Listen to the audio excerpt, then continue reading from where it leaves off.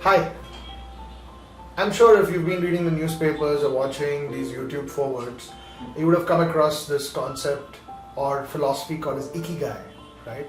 Ikigai is about finding a space between 4 to 5 different silos in our life, which is what do we love doing, what is the kind of work that we're good at, what are the strengths that we bring to work, for example, what do we enjoy doing.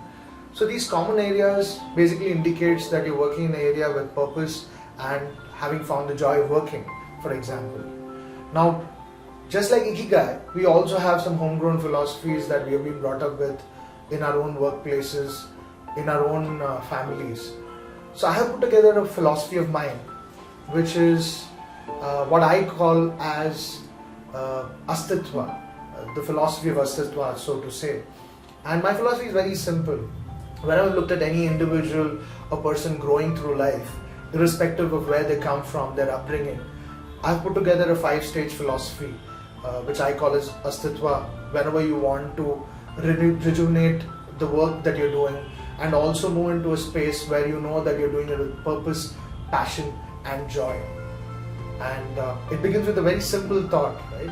Anytime you want to do anything in your life, it starts with a thought. So I call that first stage as Soch for all of us as human beings.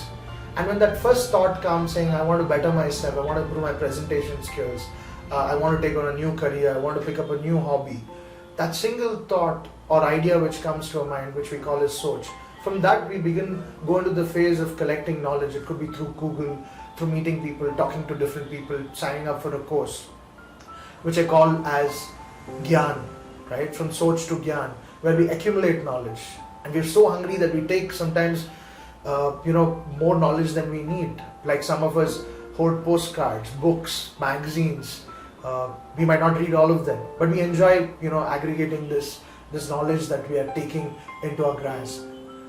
Now, knowledge is also something that beyond a point you can't just keep to yourself, right? Once it reaches a breaking point, you start sharing it with others. And when we start sharing it with people, we get into what a lot of us in India believe, which is karma. What is the work that we bring into our spheres of life? How do we put our ideas to work?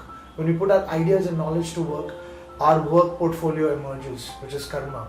And the more karma that we do, we are at that pivot point with each project that we take up to build our skills, build that T, which is so important in terms of depth and width of skills.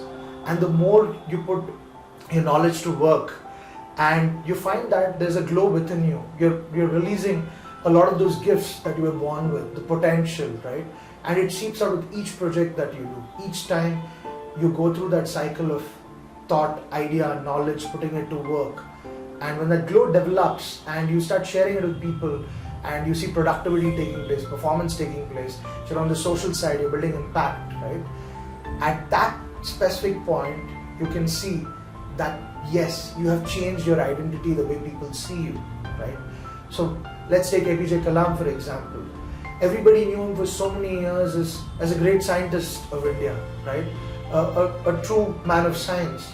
But then when he decided to change his identity and become the President of India, children recognize him more as the President of India, but he was a very benevolent and giving president, right? So he changed his identity yet again.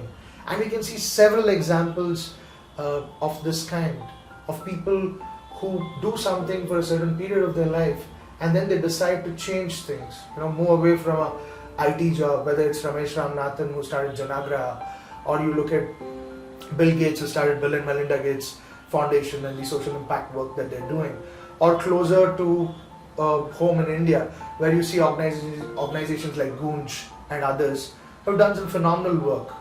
So yes, my philosophy of work when I work with people is to see how I can work with people either at the Soch level, at the Gyan level, at the Karma level, at the Tejas level, so that they're constantly getting the catalyst. Because, come on, let's face it, right? Nobody can really change anybody else until unless they want to change. So the spark of change needs to come from somebody wanting to change, that desire to become renewed. And when people are ready for that, I as a career coach am available to help you find that spark in any one of these areas. So help me help you. When you work with me, Shravan Shetty, as a career coach, I help you ideate, I help you connect, and definitely I help you evolve in the direction that you want.